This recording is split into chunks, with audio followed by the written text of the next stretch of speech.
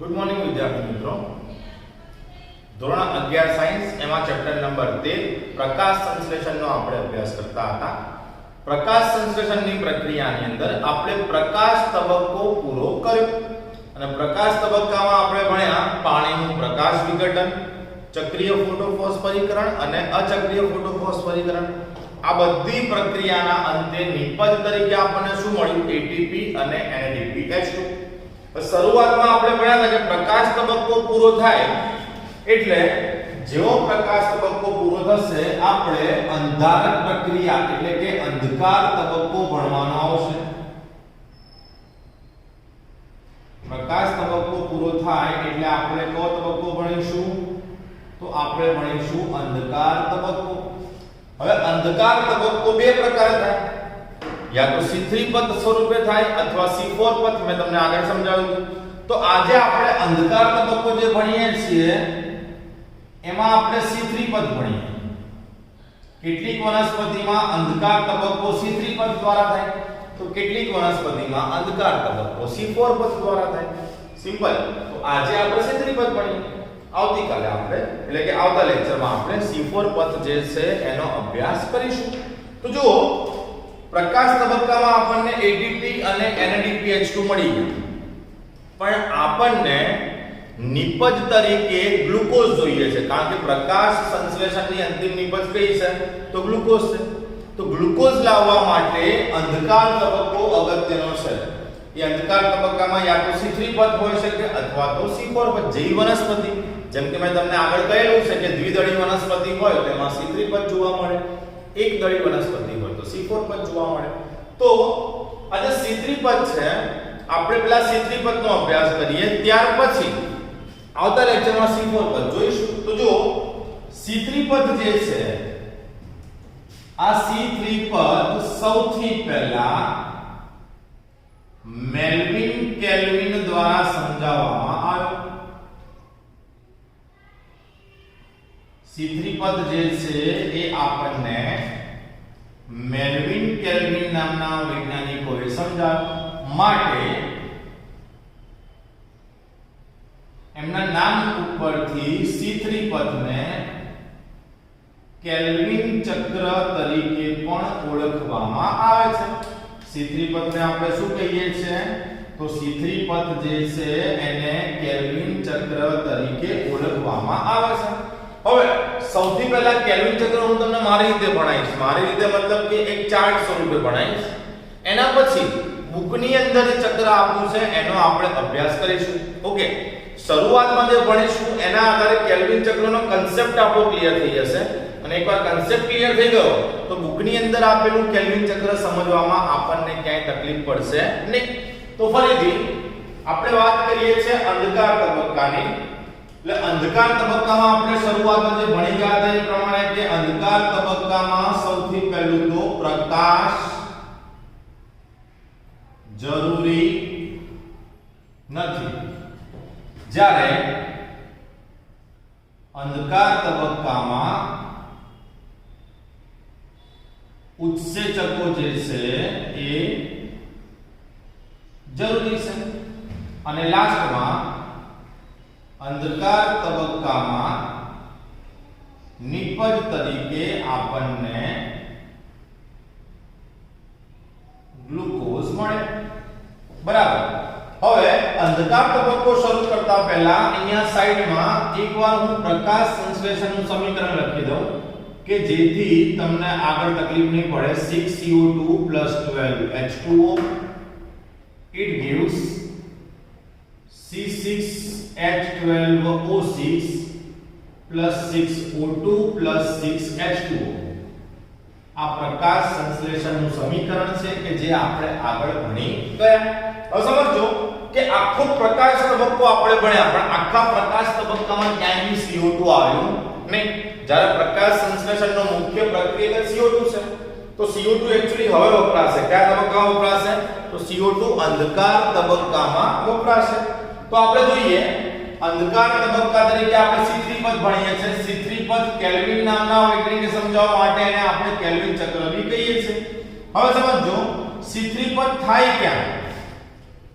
અથવા તો અંધકાર પ્રક્રિયા થાય ત્યાં તો આપણે એવું કીધું જ છે કે હરિતકણના ગ્રેનાની અંદર પ્રકાશ તબક્કો થાય અને હરિતકણના સ્ટ્રોમા એટલે કે આધારક, તો હરિતકણના સ્ટ્રોમાની અંદર અંધકાર તબક્કો થાય. ઓકે, તો હરિતકણના સ્ટ્રોમા એટલે કે આધારકમાં પ્રક્રિયા થાય. હવે શું થાય કે હરિતકણની અંદર ઓલરેડી પહેલેથી એક 5 કાર્બન ધરાવતી શર્કરા રહેલી હોય, જો નામ છે આરયુબીપી. આરયુબીપી 5 કાર્બન ધરાવતી હોવાથી આને પેન્ટોઝ શર્કરા કહેવાય. ઓકે, આરયુબીપી નું આખું નામ અહીંયા લખી દઉં છું એટલે તમને યાદ રહે. આરયુબીપી જે છે એનું આખું નામ અહીંયા લખી દઈએ આપણે, રિબ્યુલોઝ બાય ફોસ્ફેટ. આરયુબીપી જે છે એનું આખું નામ શું છે? Ribulose bi phosphate. ઓકે, તો આ રિબ્યુલોઝ બાય ફોસ્ફેટ એ પેન્ટોઝ શર્કરા છે એટલે 5 કાર્બન ધરાવે. હવે પ્રક્રિયાની શરૂઆતમાં આરયુબીપી નું કાર્બોક્સિલેશન થાય એટલે કે આરયુબીપી માં કોણ ઉમેરાય? CO2. ઓકે, હવે આરયુબીપી માં CO2 ઉમેરાય એટલે નિપજ તરીકે બને આરયુબીપી CO2. આરયુબીપી CO2. હવે આરયુબીપી CO2 જે છે એ અસ્થિર સંયોજન છે, સ્થિર સંયોજન નથી. બીજું, આરયુબીપી CO2 કેટલા કાર્બન ધરાવતું હશે? તો આરયુબીપી પેન્ટોઝ શર્કરા હતી, એમાં ઓલરેડી એક CO2 એડ થયો એટલે 5 + 1 એટલે આરયુબીપી CO2 પાસે 6 કાર્બન છે. પણ એ અસ્થિર છે. અસ્થિર એટલે કે લાંબો સમય સ્થિર રહી શકતું નથી. અને આ આરયુબીપી CO2 જે છે એના આરયુબીપી CO2 ના બે ટુકડા પડી ગયા એટલે 6 કાર્બન હતા, એની જગ્યા ઉપર 3 કાર્બન ધરાવતા બે પદાર્થ બને. એટલે અહીંયા નિપજ તરીકે શું બને છે? તો નિપજ તરીકે બને છે PGA. હવે આનું આખું નામ તમને આવડતું હશે, PGA એટલે ફોસ્ફોગ્લિસરિક એસિડ. PGA જે છે એ ટ્રાયો શર્કરા છે, મતલબ PGA નો એક અણુ 3 કાર્બન ધરાવે. આપણી પાસે ટોટલ 6 કાર્બન હતા એટલે PGA ના કેટલા અણુ બન્યા હશે? તો 2 અણુ બન્યા હશે. હવે જે PGA બન્યો, આ PGA એ પોતે સ્થાયી નિપજ છે. પાછી PGA પોતે કેવી નિપજ છે? સ્થાયી. એનો મતલબ આરયુબીપી નું કાર્બોક્સિલેશન થયું, શું બન્યું? આરયુબીપી CO2 પણ અસ્થિર હતો એટલે તૂટી ગયો અને બે અણુ શેના બની ગયા? PGA. તો કેલ્વિન ચક્રમાં અથવા C3 પથમાં પ્રથમ સ્થાયી નિપજ કઈ મળી? તો PGA. અને PGA કેટલા કાર્બન ધરાવે? 3. તો પ્રથમ ઉત્પન્ન થતો સ્થાયી પદાર્થ 3 કાર્બન ધરાવતો હોવાથી, પ્રથમ ઉત્પન્ન થતો સ્થાયી પદાર્થ 3 કાર્બન ધરાવતો હોવાથી આપણે આને શું નામ આપીએ? C3 પથ. ઓકે, આ જે પ્રક્રિયા થઈ આને કહેવાય કાર્બોક્સિલેશન. હવે કાર્બોક્સિલેશન થઈ જાય પછી રિડક્શન થાય. રિડક્શન મતલબ PGA ની અંદર શું ઉમેરાશે? તો PGA માં હાઇડ્રોજન ઉમેરાય. હવે હાઇડ્રોજન લાવવાનો ક્યાંથી? તો કદાચ તમને યાદ હશે કે આપણે આગળ પ્રકાશ તબક્કો ભણી ગયા, એમાં નિપજ તરીકે આપણને NADP H2 મળ્યા હતા. તો અહીં રિડક્શનમાં 2 NADP H2 આપણા વપરાય એટલે -2 NADP H2 મતલબ આપણા 2 NADP H2 ત્યાં વપરાયા. અને આ જ રિડક્શન દરમિયાન શક્તિની પણ જરૂર પડે એટલે 2 ATP પણ આપણા વપરાય. ટૂંકમાં બીજો તબક્કો રિડક્શન છે.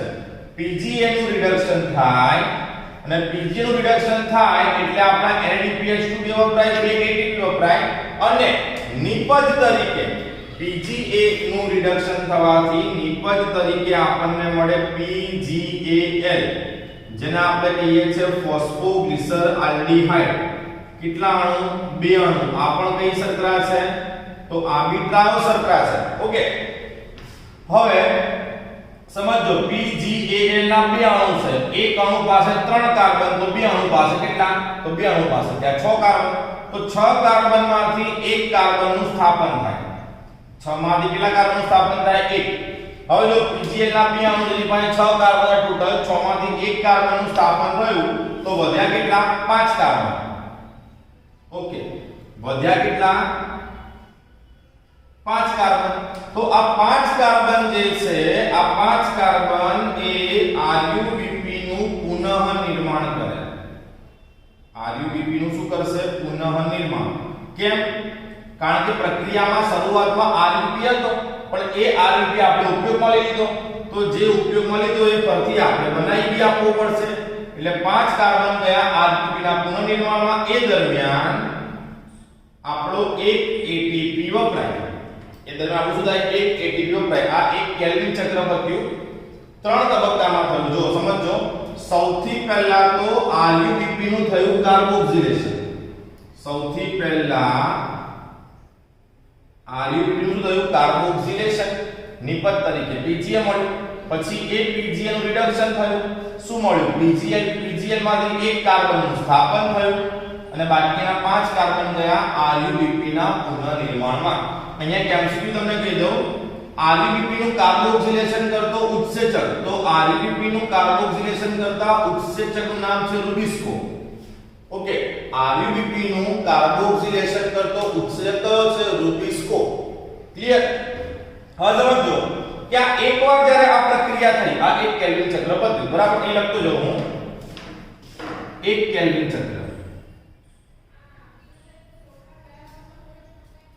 ઓકે, હવે એક કેલ્વિન ચક્ર જ્યારે આપણું પૂરું થાય ત્યારે એક કાર્બનનું સ્થાપન થાય.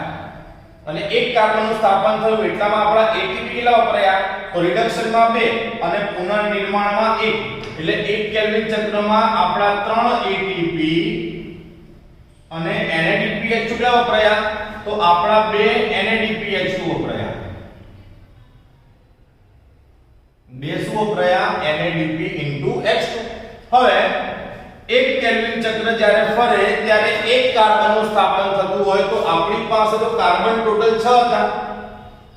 જેમ કે અહીંયા તમે એક જ CO2 વાપરો, આપણી પાસે CO2 કેટલા છે? 6 છે પ્રક્રિયામાં તો, બરાબર? એટલે કેલ્વિન ચક્રમાં CO2 કેટલી વાર ઉમેરાશે? તો CO2 6 વાર ઉમેરાશે. અને જો CO2 6 વાર ઉમેરાય તો ચક્ર કેટલી વાર ફરશે? 6 વાર ફરશે. અને ચક્ર 6 વાર ફરશે. એકવાર ચક્ર ફર્યું તો એક કાર્બનનું સ્થાપન થયું. ચક્ર 6 વાર ફરે તો કેટલા કાર્બનનું સ્થાપન થાય? 6 કાર્બનનું. 6 કાર્બન બરાબર આપણને શું મળશે? ગ્લુકોઝ મળી જશે. મતલબ શું થયો કે એક કેલ્વિન ચક્ર બરાબર એક કાર્બનનું સ્થાપન થઈને આપણા 3 ATP અને 2 NADH2 વપરાયા. તો માન લો કે મારે એક ગ્લુકોઝ બનાવવો હોય તો એક ગ્લુકોઝ બનાવવા માટે કેલ્વિન ચક્ર કેટલા જોઈએ આપણને? તો કેલ્વિન ચક્ર આપણને 6 જોઈએ. અને જ્યારે 6 કેલ્વિન ચક્ર હોય તો એ 6 કેલ્વિન ચક્ર દરમિયાન આપણા ATP કેટલા વપરાય? તો એક કેલ્વિન ચક્રમાં 3 ATP, તો 6 કેલ્વિન ચક્રમાં 18. અને NADPH કેટલા વપરાય? તો આપણા NADPH 12 વપરાય. તો આ આપણે યાદ રાખવાનું.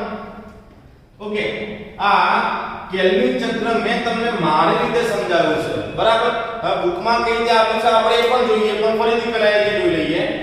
RuBp નું કાર્બોક્સિલેશન થાય, RuBp CO2 બને કે જે પોતે અસ્થિર છે. અસ્થિર હોવાથી એનું સ્થાયી સંયોજનના સ્વરૂપમાં ફેરફાર થાય. સ્થાયી કોણ છે? PGA. તો PGA ના 2 અણુ બને. પહેલો સ્થાયી પદાર્થ 3 કાર્બન ધરાવતો હોવાથી નામ શું પડી ગયું? સિદ્ધિપદ. હવે આ PGA નું રિડક્શન થાય. રિડક્શનમાં આપણા 2 NADPH2 2 ATP વપરાય. નિપજ તરીકે શું મળે? PGAL phosphoglyceraldehyde. કેટલા અણુ મળ્યા? 2 અણુ.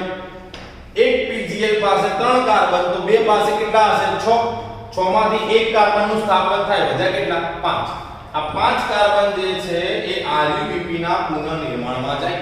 આ 5 કાર્બન ક્યાં જાય? RuBp ના પુનઃનિર્માણમાં. પુનઃનિર્માણની અંદર બી કેટલા ATP વપરાય? એક ATP આપણો વપરાય. તો અહીંયા ધ્યાનમાં તમને એવું આવવું જોઈએ કે આખી જે સિદ્ધિ પથની પ્રક્રિયા છે એ 3 તબક્કામાં થાય. એક છે કાર્બોક્સિલેશન, બીજું છે રિડક્શન અને ત્રીજું છે પુનઃનિર્માણ. કાર્બોક્સિલેશન, રિડક્શન અને ત્રીજું કયું? પુનઃનિર્માણ. આ 3 તબક્કામાં આ આખી પ્રક્રિયા થઈ. મેં તમને ચાર્ટ સ્વરૂપે સમજાવી છે. આપણી બુકની અંદર આ જ પ્રક્રિયા જે છે ચક્ર સ્વરૂપે આપીએ, પણ જો તમને આ ચાર્ટ ખબર પડી ગયો હોય તો પછી આપણે ચક્ર સ્વરૂપે સમજાવીએ આપણને ઈઝી પડે.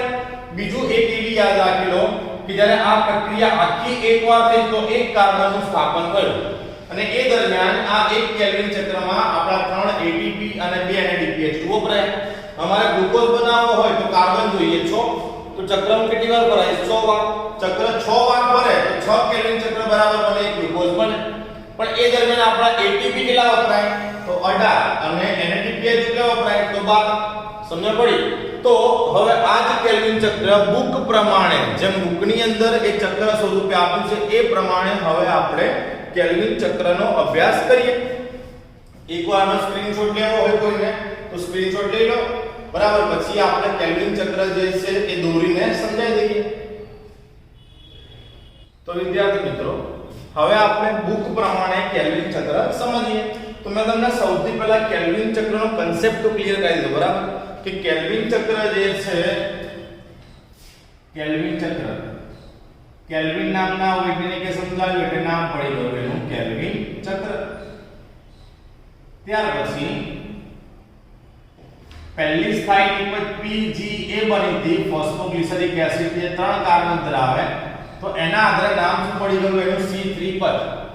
બરાબર, અને આપણે પણ જોયું કે આ પ્રક્રિયા 3 તબક્કામાં થાય. 3 એટલે કયા કયા તબક્કા? તો કાર્બોક્સિલેશન,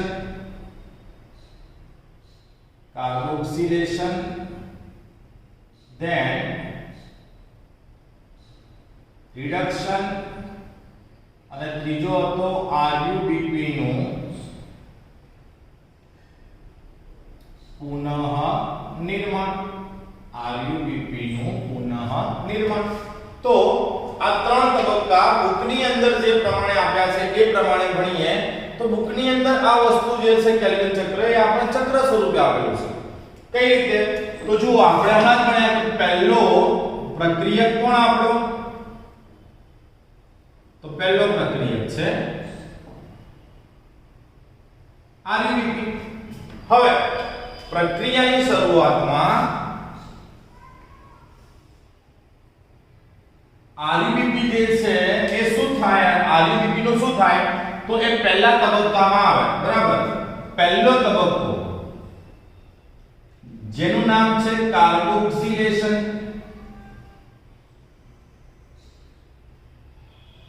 ઓકે, તો જે પહેલો તબક્કો છે કાર્બોક્સિલેશન, એ દરમિયાન પ્રક્રિયાની અંદર કોણ ઉમેરાય? તો પ્રક્રિયાની અંદર CO2 ઉમેરાય.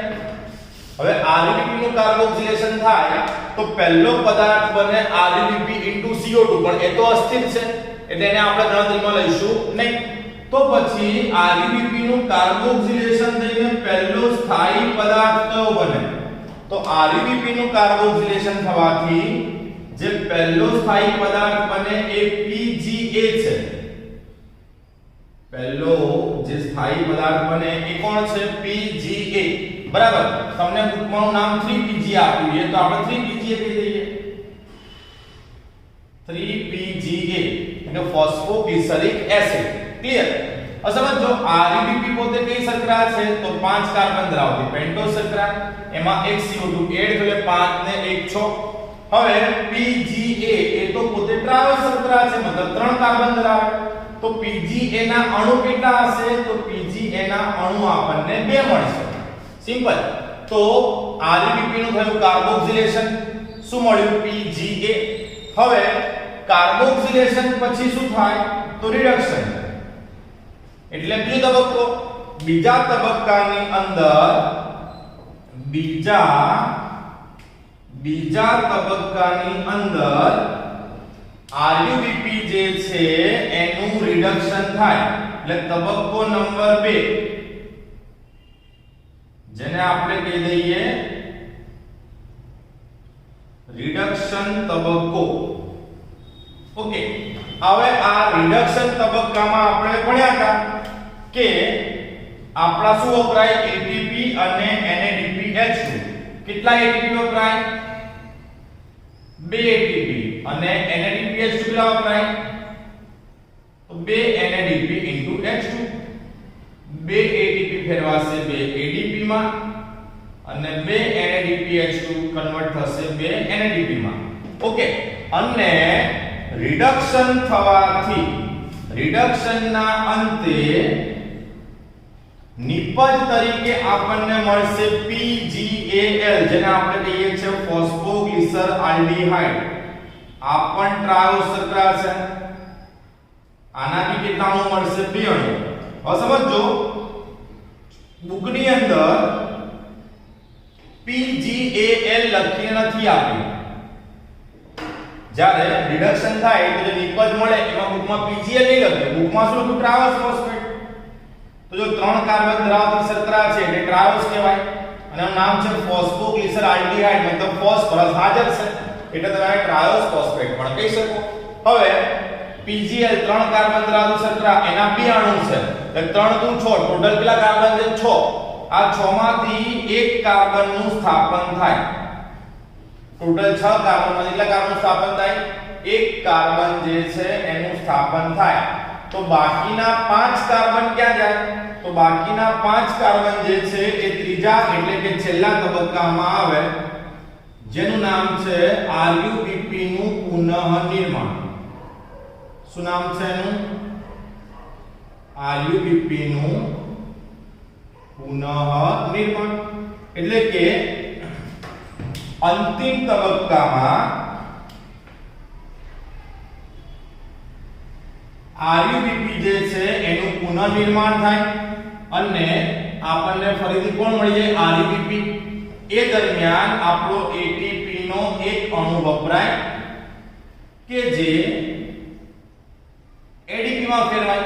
ઓકે, તો આ એક આખું કેલ્વિન ચક્ર પતી ગયું. અહીંયા બરોબર સર્કલ નથી બન્યું, બરાબર આ સાઈડ થોડું લખેલું હતું એના કારણે, પણ તમારે વ્યવસ્થિત સર્કલ બનાવવાનું રહેશે. એવું તો પહેલા સર્કલ દોરીને પછી આ વસ્તુ તમે સમજાઈ શકો છો. ઓકે, પણ ટૂંકમાં સર્કલ વ્યવસ્થિત બનવું જોઈએ. થોડું આપણે અહીંયા સર્કલ આગળ થોડું બેન્ડ થઈ જાય છે. ક્લિયર? તો સમજો હવે આ એકવાર ચક્ર ફરી એમાં આપણે ATP કેટલા વપરાયા? તો 2 ATP અહીંયા અને 1 ATP અહીંયા. એટલે એક કેલ્વિન ચક્રમાં